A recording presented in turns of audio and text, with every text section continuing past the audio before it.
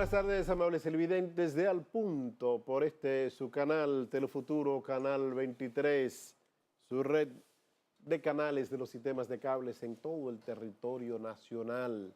Para los amigos de Estados Unidos, estamos en las noches, específicamente en Connecticut, Lawrence, Massachusetts, en esos lugares. Buenas noches para ellos.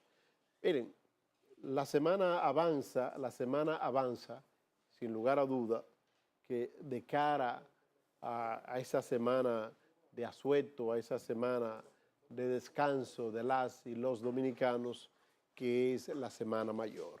Pero en lo que la hacha va y viene, continúan los ecos, continúa retumbando en las paredes, el eco del escándalo armado en un congreso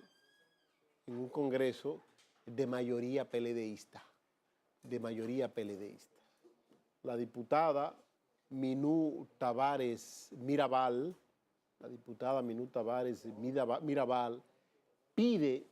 exige que se investigue a sus compañeros de partido y de hemiciclo por la forma incidentada en que se aprobó la reforma al Código Procesal Penal rechazada por el presidente Danilo Medina.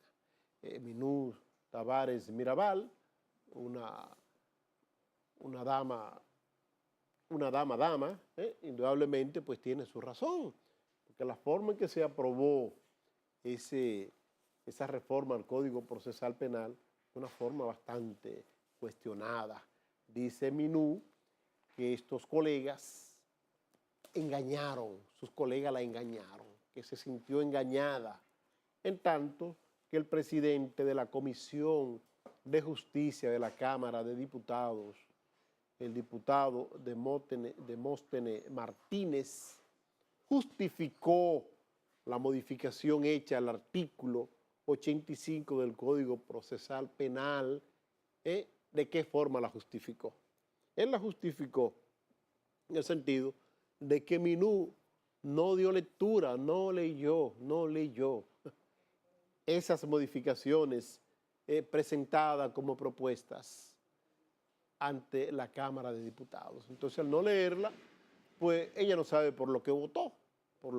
Entonces ahí vino ese escarceo, ese escándalo, que por suerte, vivimos en un país con separación de poderes, pero unidos en un solo objetivo. El sistema bicameral que caracteriza al Congreso de la Nación Dominicana, o sea, la existencia de una Cámara de Diputados, del Senado de la República, y que luego de conocido en ambas cámaras un proyecto determinado, tiene que recibir ya la aprobación o promulgación de parte del Poder Ejecutivo. Ese sistema de colador, como le llaman, le sirvió de soporte al país para no tener este Código Procesal Penal modificado de una forma parchera, como yo he venido diciendo desde hace varios días. Este parche, por suerte, no pasó. Este parche se desplomó. El presidente Danilo Medina se encargó de pegar este parche. Ahora tendrán que emplearse a fondo los honorables diputados y senadores de la República para hacer la reforma que se requiere en ese Código Procesal Penal. Esperemos que sea así, esperemos que se introduzcan las modificaciones necesarias y que pueda el país tener en pocos meses un Código Procesal Penal moderno, un Código Procesal Penal ajeno a cuestionamientos. Pero yo lo voy a dejar ahí, porque en breves minutos estará un distinguido jurista de la República Dominicana compartiendo con un servidor y con la colega Jacqueline Lamarche, que se incorpora a partir del día de hoy al punto jurídico, para que hablemos sobre esas modificaciones que se requieren a ese Código Procesal Penal y a otros códigos para adaptarlo a la nueva Constitución, a la Constitución vigente desde el 26 de enero del año 2010. Me voy a circunscribir ya a lo que se avecina, en la próxima semana. Como de costumbre, ya el Centro de Operaciones de Emergencia, que integran los organismos de socorro de la República Dominicana, están alertando, instruyendo a la población sobre la celebración, si se quiere, la conmemoración, el disfrute de esos días de asueto que caracterizan la Semana Mayor, que inicia un ciclo de contabilidad de los accidentes, de las personas fallecidas en accidentes, abogadas, o sea, viene siendo lo mismo del año pasado, exceptuando que en esta ocasión no tenemos campaña electoral, y no se desplazan los candidatos y candidatas a los diferentes balnearios del país, a los diferentes peajes, a despedir y a recibir a los vacacionistas, sino que simple y llanamente pues, la población pues, se va a los lugares que siempre acostumbra hacer, otros que acostumbran a quedarse, a pernoctar en las grandes ciudades, lo harán, pero muy alegres y contentos, porque lo harán con menos bullicio, con menos tránsito vehicular. Ya no es lo mismo del pasado, que el comercio en sentido general cerraba desde el jueves y hasta el domingo. Ya el comercio cierra, una parte del comercio cierra los viernes, después del mediodía, y ya el sábado, el domingo, todo es normal. ¿Por qué? Porque nos hemos encargado de que esto sea así, nos hemos encargado de cambiar todo. Miren, vámonos a la pausa comercial para permitirnos tener más tiempo y poder conversar con un colega abogado, John Garrido, que con él, Jacqueline Lamarche y un servidor, vamos a hablar sobre las reformas que se requieren en ese Código Procesal Penal, Código Civil, Código Procesal Civil y otras hierbas aromáticas del quehacer jurídico de la República Dominicana. Comerciales y regresamos de inmediato con más.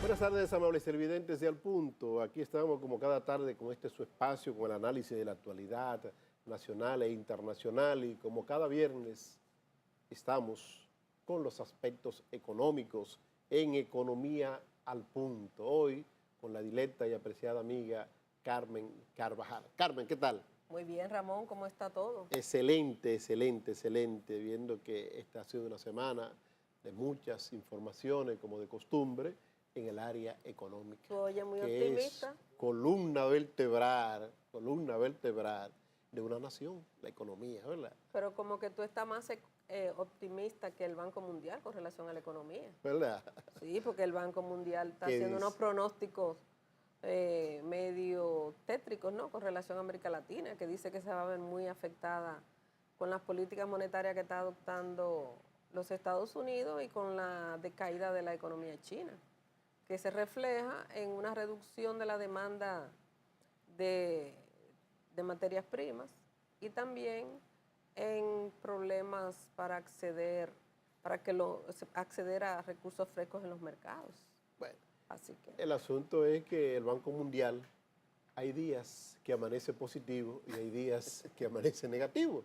En el caso, por ejemplo, del desenvolvimiento de la economía estadounidense, desde el año 2008, 2009, esta economía ha venido teniendo ciertos inconvenientes, ha decrecido, no ha tenido el mismo crecimiento. Sin embargo, hemos visto como, por ejemplo, la economía china, la nación más poblada del mundo, justamente al pasar de un país socialista con una economía cerrada, paso a paso, poco a poco, a una economía abierta, una economía capitalista dentro del socialismo porque no ha cambiado el sistema de gobierno. Tú no has escuchado una elección en China, ¿verdad que no?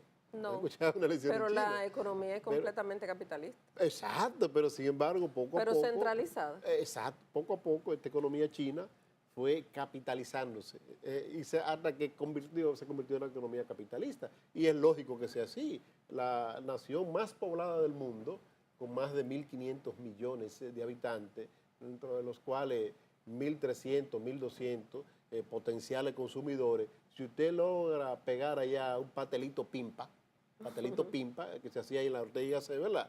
Y cada chino, un 10% de cada chino, te consume un pastelito pimpa semanal, ya usted tiene una industria próspera, muy Claro. próspera, ¿verdad? Entonces, Con lo que un hace 1% de los chinos que te solo lo con un compran. 1% que lo compren de pastelito pimpa, ya usted tiene un producto exitoso, extremadamente exitoso. Entonces, el Banco Mundial, indudablemente, que por el asunto de la materia prima, que es verdad, es así. Miren, esta semana, por ejemplo, a propósito de materia prima, no sé si tú te enteraste que en el pueblo, en la provincia de nuestra querida amiga y colega Cándida Acosta, un barco chino lleno de bauxita, un cargamento con más de 123.000 toneladas métricas de bauxita, pues está encallado allá, se encalló. Entonces, ¿a dónde va esa bauxita? Así, ¿qué aluminio luego de ser procesado a China para hacer de vuelta a esta parte del mundo en productos terminados del área electrónica, básicamente, electrodoméstico, básicamente de cocina? Entonces, yo pienso que realmente el Banco Mundial, con estas informaciones, estas declaraciones, donde augura que el crecimiento económico tanto de China como de Estados Unidos no sería tan positivo, de América Latina no sería tan positivo por el impacto que esto puede producir, pues yo pienso que se está adelantando demasiado. No, porque ellos hacen sus análisis en base a lo que está ocurriendo. Ahora, para la República Dominicana esa información no es tan negativa, porque tú sabes que nosotros importamos mucha materia prima. Aquí hay muchos productos que son prácticamente ensamblados y que requieren de importaciones de todo para su producción, como en el caso del sector agropecuario, sobre todo en el caso de los pollos, que se importa todos los alimentos y eso están bajando de precio, o sea que eso favorece en cierta medida. Y aquí realmente materias primas que aquí exportamos son básicamente los minerales que tienen buenos precios, como el oro, la misma bauxita que tú dijiste, el ferro níquel, y así, o sea que nosotros realmente no estamos tan mal, no nos afecta tanto, aunque sí hay una revisión en sentido general de las proyecciones de crecimiento para este año de América Latina por el Banco Mundial, que las reduce a 2.5 de 3. ¿Que reduce a 2.5 qué? Las expectativas de crecimiento de América Latina, que estaban en 3, las reduce a 2.5, ¿no? En el caso dominicano. En el caso dominicano, está cerca de 4. De 4, claro, porque yo te voy a decir, un crecimiento de una economía por debajo de 3 es un crecimiento cero. Porque lo mínimo que debe crecer una economía es un 3. No depende del crecimiento de la población, vegetativa de la población. Vamos a ver.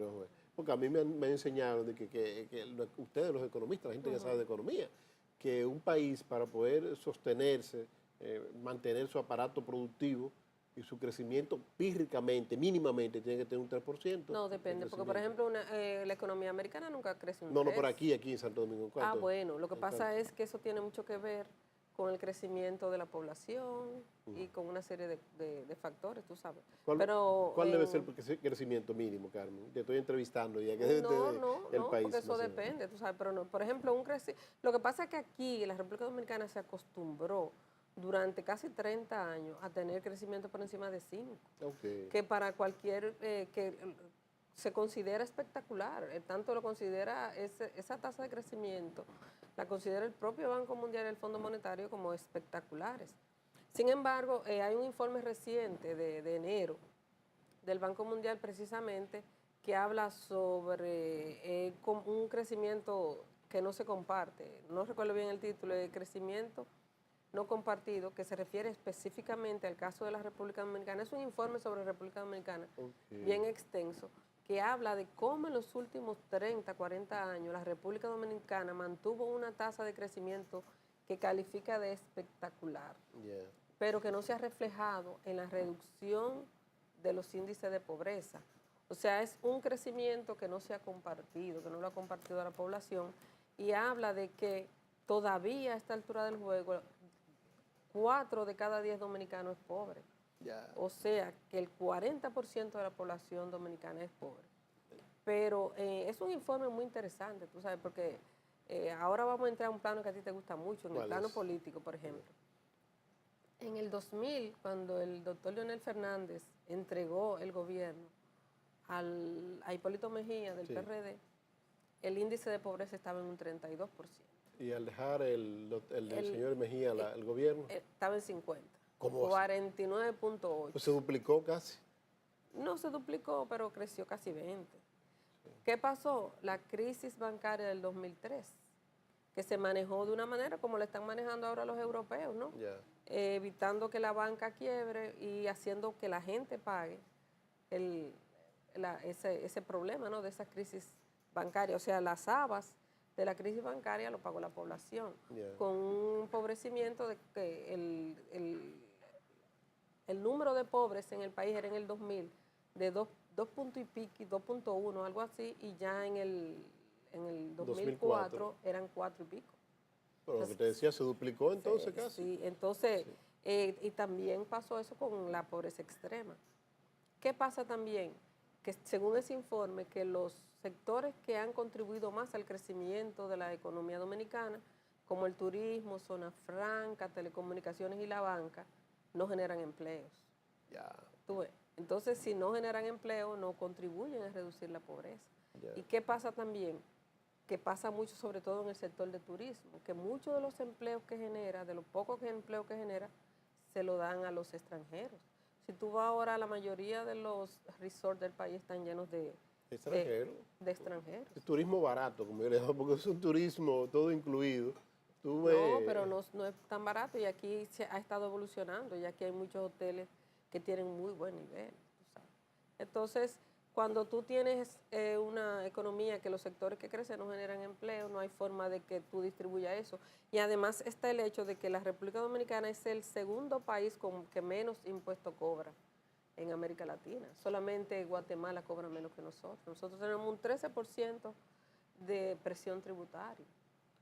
un 13% aparente. Aparente. Bueno, Aparente porque es mucho más. no, es un 13%. Bueno, si tú calculas como impuestos, cosas que no son impuestos, como el hecho de que tú tengas que pagar la universidad de tus hijos aparte, que no, tú sabes, que tú tengas que tener una cisterna en tu casa y una plantica eléctrica. Pero eso no son impuestos. Ya, Ahora, lo que es impuesto, lo que va al Estado, es un 13%. Además, es un modelo impositivo muy regresivo. ¿Qué quiere decir que es un modelo regresivo? Que los que menos tienen pagan más que los que más tienen, Bueno, en términos porcentuales. indudablemente, Carmen, que todo esto que está ocurriendo en China, en Estados Unidos, y como lo proyecta el Banco Mundial, y cómo se ve la economía aquí en el país, cómo se siente la economía, porque ahí yo estoy de acuerdo con Hipólito Mejía, cuando fue presidente de la República, 2000-2004. Él decía que él no entiende eso de microeconomía, La macro y la macroeconomía, es que él no entendía eso, que le hablaban a él del boroneo, de cómo llegaba, de cómo se veía el movimiento económico en la gente, Que no en hubo los mucho en barrios, su gobierno. en lo que no hubo mucho, en los ventorrillos, los supermercados, cómo se ve el flujo económico. Ahora mismo, aunque tenemos un crecimiento de una economía, como tú muy bien has dicho, desde los últimos 30 años en el país, 40. 40 De años, los pero 70 basado en un para acá. crecimiento de economía de servicio, economía de servicio que no generan empleo estable. Bueno, Por ejemplo, tú no me puedes hablar a mí que el crecimiento de la economía es solamente el desarrollo de la industria de la construcción. Porque, por ejemplo, ahora mismo, que se inició hace pocos días la segunda línea, la extensión de la segunda línea del metro hacia Santo Domingo Este, usted va ahora mismo, en estos precisos momentos, con cámaras fotográficas y de video, a hacer un estudio de qué gente está trabajando ahí. Usted va a encontrar que más de un 80% son haitianos.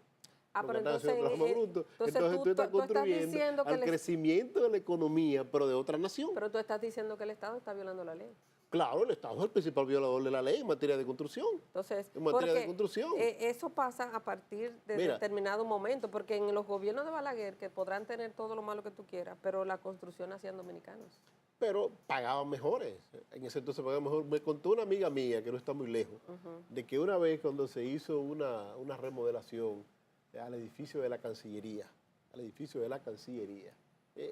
caramba, Ahí no se hablaba daba español. mucho que desear, porque el idioma español era el que menos se hablaba. No se hablaba Entonces, español. cuando usted tiene ese crecimiento de la Te lo de dije la yo que estaba en economía. la Cancillería en Ah, esa fíjate cómo lo dijiste, yo no recordaba que era Ahí tú no que se lo hablaba habías nada de dicho. español. Ahí no se hablaba de español, entonces, tú no me puedes decir a mí. Y así tenía después vicios de construcción ese Claro, tú edificio. no me puedes hablar a mí que una economía está creciendo sana si lo que crecemos es, por ejemplo, la industria de las telecomunicaciones, si lo que crece es la industria de la construcción con mano de obra extranjera, si lo que crece El turismo es el con turismo mano de obra extranjera. con mano de obra extranjera, el turismo, señor, el turismo, por ejemplo, usted va a los hoteles del este del país y los principales puestos, los cargos ejecutivos, los puestos mejor pagados, Lo son tienen todos extranjeros, son españoles. Y los bajitos son haitianos. Y los más bajitos, los intermedios, los que andan con la bandeja, los mozos, como le llamamos aquí, es que son dominicanos a veces. Esos muchachos que estudian hotelería y turismo. Caras, que son profesiones caras. Que es la profesión de la bandeja, como yo le llamo, la profesión de la bandeja. Entonces usted no me puede hablar a mí que ingresaron tantos millones de dólares por concepto de turismo que ese ingreso que no paga casi impuestos, tiene privilegios. Ahora sí, de esa relación de turismo se beneficia una parte del sector comercial.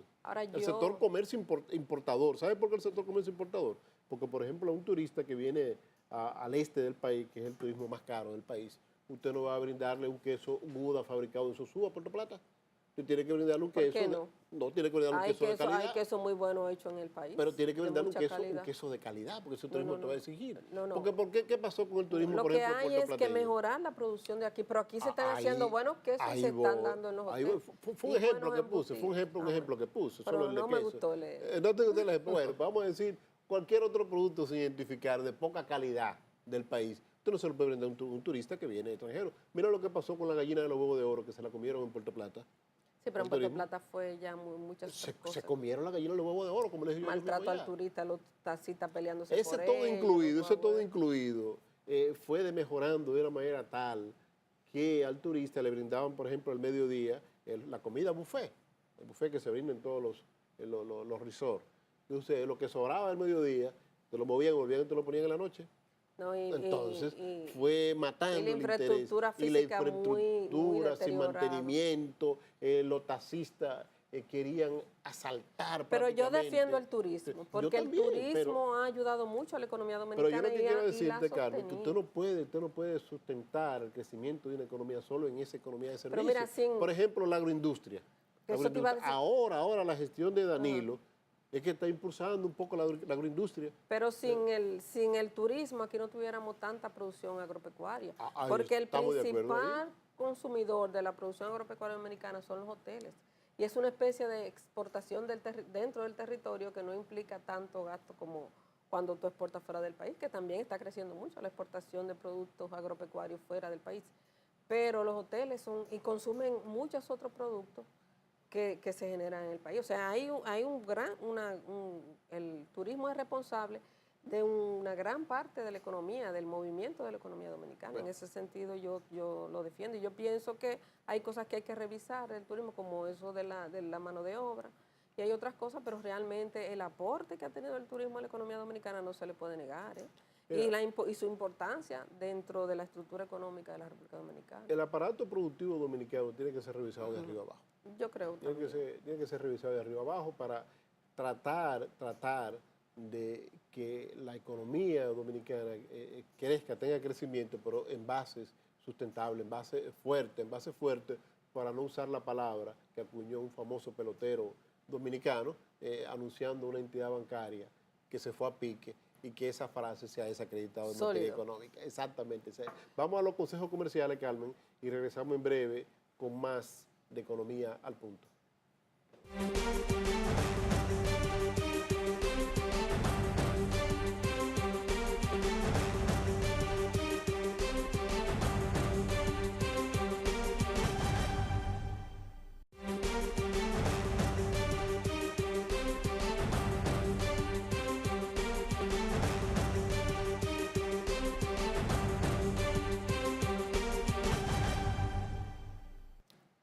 Seguimos con su segmento Economía al Punto del programa Al Punto.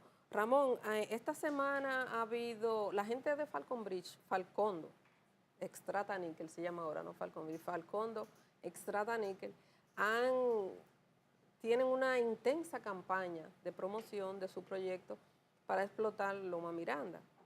Es un proyecto que tiene realmente una oposición grande dentro de un núcleo importante de la población dominicana, comenzando por la iglesia, por todos los síndicos y gran parte de los legisladores de la zona de por ahí. Hay una gran demanda de que eso sea declarado parque nacional por las condiciones, por una serie de condiciones que dicen los que saben de eso, ¿no? Pero ayer los ejecutivos de Falcon Bridge, de Falcondo Extrata Níquel, tenían un encuentro con líderes de opinión, que por cierto maltrataron a unos periodistas que llegaron, no lo querían dejar entrar porque no lo consideraban líderes. Y en ese encuentro, los ejecutivos de Falcon Bridge dijeron que si se declara esa zona parque nacional, ellos van a ir a un arbitraje internacional a someter a la República Dominicana. Yo no veo cómo, porque ellos podrán ser dueños de la parte superficial de esa tierra, o de una parte, porque no todo lo que ellos quieren explotar es de ellos. Pero el dueño del subsuelo es el Estado Dominicano.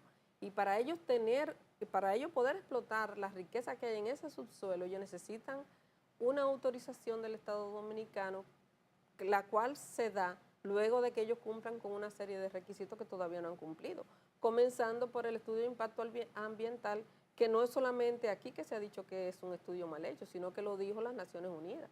Técnicos extranjeros que no tienen ningún interés en el país vinieron y examinaron su estudio y fueron al sitio y dijeron que ese estudio era una porquería. Ya. Sencillamente. Sí. Entonces, a mí me parece que un exceso de ellos hablar de someter, porque ellos realmente es posible que ellos tengan la propiedad de alguna parte de esa tierra y ellos también tienen un contrato que la autoriza a explorar, no a explotar. Mira, Carmen, según una declaración que aparece del señor David Suárez, muy bien reseñada en el prestigioso periódico matutino El Hoy.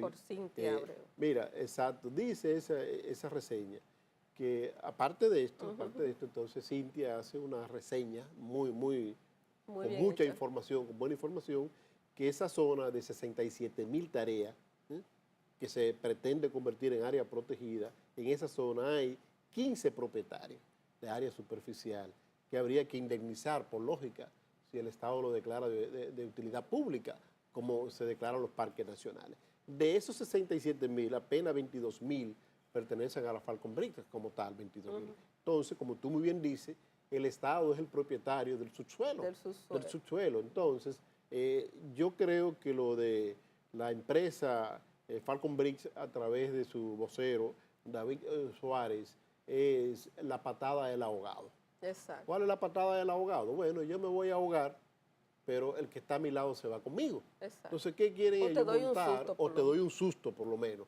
¿Qué quieren ellos hacer? Montar una campaña de descrédito a la República Dominicana. O de asusto. De susto. No, primero de susto, pero ¿qué sucede? Tú sabes que ya no hay informaciones locales. No. Esta información que yo estoy leyendo en este preciso momento, no se sabe cuántos miles de personas en el mundo la están leyendo, porque está en las redes, en el internet, en la red. Entonces, ¿qué sucede?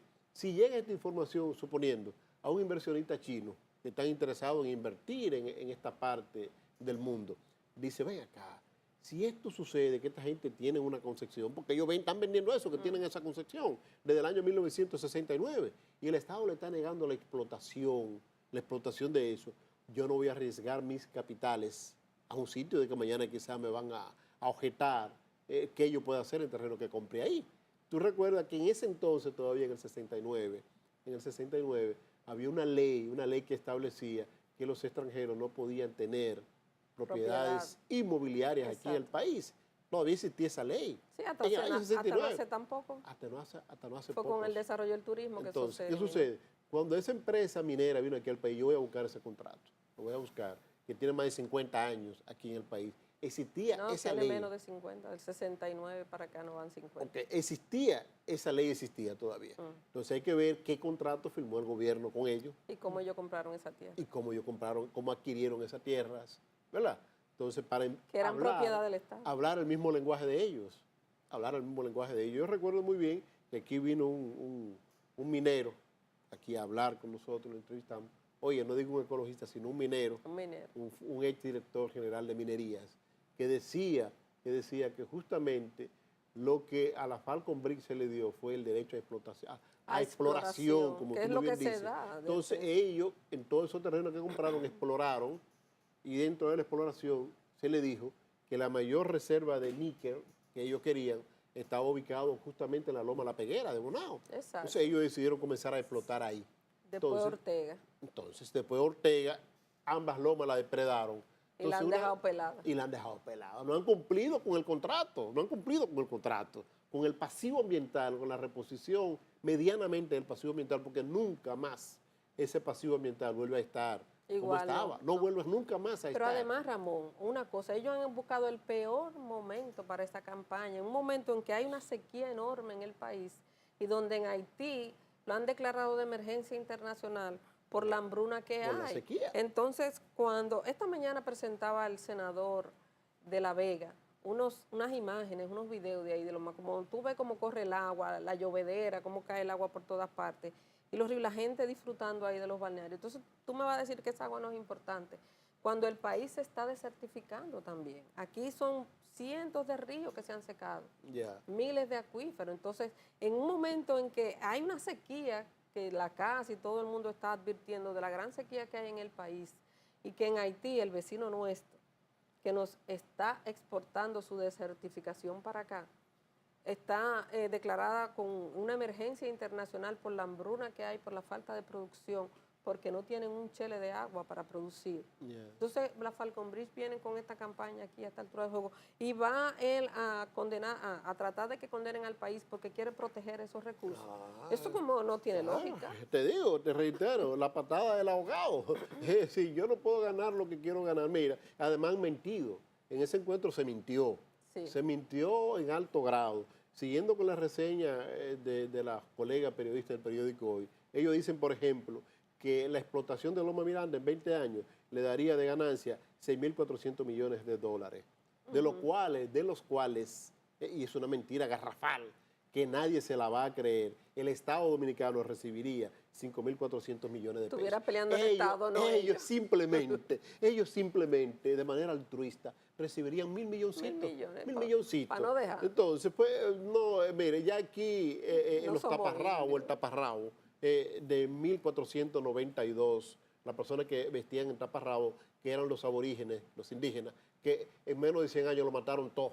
Los españoles lo abolieron, lo disolvieron de aquí del país. Ya no existen. Exacto. Existen indígenas en Sudamérica, por allá, y pocos a propósito. Y no son tan tontos. Y no son tan tontos. Es decir, que no nos vengan con este cuento, que si el Estado va a recibir esos 5.400 millones. Estuviera peleando el Estado. Pero fuera el Estado que estuviera peleando. No la Falcon Bridge. Entonces, yo pienso que a un país como este, que ha sido hospitalario con Falcon Bridge, que le ha permitido depredar dos lomas importantes de la vegetación dominicana, de un lugar importante de la vegetación dominicana, que le ha permitido a Falcon Bridge obtener cuantiosos beneficios, que Falcon Bridge no es la primera vez que amenaza con cerrar. Cuando estaba yendo mal, cuando los precios en los mercados internacionales se deprimían del níquel, ¿qué hacían ellos? Cerraban. Y despedían a todo el mundo. Y lo van a seguir haciendo. Oye, despedían a todo el mundo, lo despedían. Hace, creo que 8 o 10 años, ellos cerraron. Sí. Cerraron, perfecto. Pero no le pidieron a nadie opinión. Cerraron porque los precios, en ese momento no había guerra en el mundo, y el níquel es un elemento importante para la industria armamentista. ¿Por qué? Porque el ferroníquel es un elemento importante para la fabricación de armas y municiones. Entonces, Falcon Bridge cerró y se llevó la llave. Tuvo Leonel Fernández que pagarle a 2 o 3 empleados ahí para que no se murieran de hambre. Cerró y se llevó la llave para que nadie abriera. Exacto. Entonces, ahí ellos no pensaron, de que, como ahora, que están muy altruistas, de que en la economía, en los 1.700 millones de pago de impuestos que ellos pagarían al Estado, en los 700 millones en inversión, en 800 millones en compra a suplidores dominicanos, Pero además, que supuestamente harían, en 700 millones de dólares en salarios y beneficios a empleados locales y más de 1.500 millones de dólares en ahorro para el sistema eléctrico nacional. pero además, Ramón, hay una contradicción ahí, porque ellos dicen que nada más un pedacito de Loma Miranda que van a explotar ya habla 20 años. ¿Y cómo ellos van a estar 20 años En 20 años un pedacito, ¿verdad? Explícame. Bueno, entonces yo pienso que ellos deben afinar mejor su detalle. Mi amiga que le está manejando las relaciones públicas, yo la quiero muchísimo. Pero ya falló ayer, ¿eh? Sí, falló, pero imagínate. Porque ya los periodistas que llegaron no dejan entrar. No, esto es solamente para Editores líderes de de opinión, opinión. para directores. Eso Entonces, no hacen noticias. Entonces líder eran los amigos de Falcon Bridge. No, porque, o sea, que ellos estaban invitando solamente a líderes. Entonces, eso es una manera de tratar a los periodistas. Bueno, Así yo que pienso, si ella es tu amiga, tiene que amiga tuya también, aconsejarla. amiga tuya, tú sabes. Amiga Mira, tenemos poco tiempo, pero yo no quiero que dejemos de tratar lo del pacto eléctrico. Ay, Tú sí, sabes que muy ya importante. terminó el pacto por la educación, que yo creo que va a ser muy importante para la economía, porque aquí está todo relacionado, y un país bien educado es un país que económicamente progresa, porque tú tienes, lo principal en un país es su gente. Lo que impulsa el desarrollo de un país es la gente. Una gente bien educada impulsa un mejor desarrollo y un desarrollo más sostenible, pero también la electricidad es imprescindible. Entonces tenemos pendiente el pacto eléctrico y el pacto fiscal. Exactamente. El próximo que va, ya lo dijo Monseñor Agripino Núñez, que es el director del CES, Sí. va el pacto eléctrico. Tú y yo sabemos que ya ha habido mucho contacto con Sí, relación en muchas eso y que reuniones, se han sí. estado afinando los temas, se ha estado trabajando en la agenda y todo eso. Yo veo, Ramón, no sé si esa es tu opinión, que realmente hay mucha receptividad de todos los sectores que inciden en el sector eléctrico, que es un sector donde abundan los intereses. Ya, eso Y es así. que en el sector eléctrico no se habla nada que no sea de muchos millones de dólares. De dólares, no pesos, sino dólares. De dólares. Mira. Pero yo veo que realmente hay interés en todos los sectores de que se llegue a un buen pacto con relación a eso. Mira, con relación al pacto eléctrico, yo opino que eso debe ser una fiesta de trajes, pero no de traje con chaqueta y corbata, sino de traje que yo aporto, que yo doy. ¿Sabes por qué? No debe ser una fiesta de ir a disfrutar un banquete, de cuánto cuántos millones de dólares mueve el sistema eléctrico nacional anualmente y cuánto yo puedo ganarme de eso. Sino cuando hablo de traje, es decir, por ejemplo, que la industria de generación eléctrica privada del país diga, bueno, nosotros vamos a diversificar, vamos a modificar nuestras generadoras, nuestras empresas generadoras, para que el país pueda comprar una energía eléctrica más barata, ¿verdad? Vamos a reducir los costos de producción. No, y que diga además, vamos a pagar impuestos. No solamente eso, que diga Ramón, los contratos se vencen el 16, estamos dispuestos a negociar con mejores condiciones para el Estado. Pero mira, Carmen, también vamos a pagar impuestos, no queremos que el gobierno nos dé nada, porque aquí todas esas empresas, por ejemplo, reciben combustible, exoneración de impuestos, reciben lubricante, exonerado de impuestos. Reciben vehículos que tienen exonerado de impuestos. Yo estoy de acuerdo que le exoneren de impuestos. Lo que yo creo que eso se refleje en los precios. Bueno, pero que se refleje. Porque si tú le pones impuestos a eso, no hay forma de bajar el precio. Bueno, pero como ellos no están en bajarlo, entonces que paguen los impuestos. No, pero yo pienso que ellos sí estarán en bajarlo ahora. Por eso que te digo que los contratos se vencen en el 16 y que el gobierno viene con sus plantas por ahí, que si ellos no se ponen Ese es el gran temor de ellos. Como se está trabajando de manera ininterrumpida, en la construcción de 2 modernas generadoras eléctricas en Punta Catalina, Baní, donde tendrán costos de generación por debajo de los costos de generación actual, donde se está trabajando en la modificación de la matriz de generación eléctrica del parque eléctrico, valga la redundancia, del este, llevarlo a que generen con gas natural. Una nueva terminal de gas. Una nueva terminal de gas natural. Entonces, ¿qué significa esto? Que el que se ha quedado atrapado en el pasado, acostumbrado a cobrar y a dar poco, pues ese no quiere llevar nada. Entonces, reitero, el pacto eléctrico debe ser un pacto de necesidad nacional, pero debe ser un pacto de trajes. De traje, yo traje esto, traje aquello. Yo aporto esto, yo aporto esto, aporto aquello, pero no debe ser un pacto solo de ir a buscar. O sea, que, hay que llevar la pala, no solamente el rastrillo. si tú te pones a pasar balance, por ejemplo, si nos vamos a degustar un cerdito asado, todo el mundo quiere de los muslos traseros, que es donde hay la pierna, el pernil, como le llaman los gringos, ¿verdad? Los cubanos. Los cubanos, pero nadie quiere de la cabeza. Nadie quiere de la cabeza, ¿verdad? Todo el mundo quiere el lugar donde haya más, donde sea más jugosa la carne. Bueno, al más que le gusta el sabrosa. chicharrón, le gusta su grasita. Exacto. Entonces, pues esto no es así, el país no es eso. El país es algo más que simplemente ir a buscar. Luego del pacto eléctrico debe ser urgentemente ya el pacto fiscal. Sí. Que ahí es que tú verás grandes luchas también. Porque aquí los ricos quieren ganar mucho, pero Y no quieren quieren pagar pagar poco. nada. Quieren pagar poco o nada. O nada. Pero están así que no quieren ni pagar salario. Uno ve ahora cómo quieren exacto. modificar el código de trabajo para... Quieren pagar pocos salarios, quieren Nada pagar de pocos impuestos, impuestos, nada de impuestos. tienen doble, triple sistema contable. Por eso tú ves que hasta los comerciantes aquí se están oponiendo a las impresoras fiscales. Sí. Porque nadie quiere pagar impuestos. Bueno, señores, Carmen, el tiempo Yo tampoco se quiero agotó. pagar impuestos. Bueno, el tiempo se agotó. El lunes, Dios mediante, estaremos en otra entrega de Al Punto por su canal, Telefuturo, Canal 23. En la próxima semana, Economía al Punto no estará en el aire porque será Viernes Santo. Nos vemos la próxima.